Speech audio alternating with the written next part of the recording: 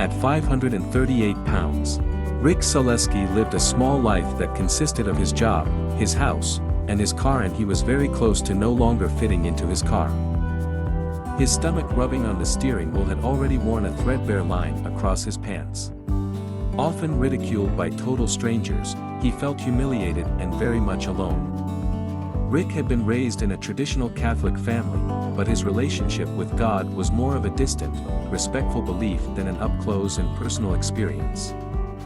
He couldn't fit into a church pew and most definitely not into a confessional booth. What Rick didn't know was that even then, God was actively pursuing him, even when Rick was not pursuing God at all.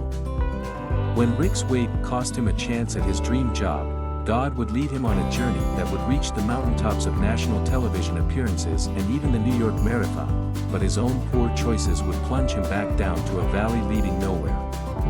It was in that valley that Rick eventually looked up and recognized God's hand in his life.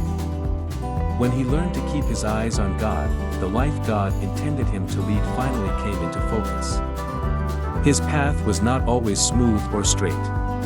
But learning to put his full trust in the Lord led Rick to be less than half and more than twice the man he used to be.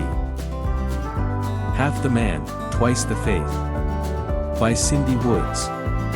Available online at Amazon and Barnes & Nobles.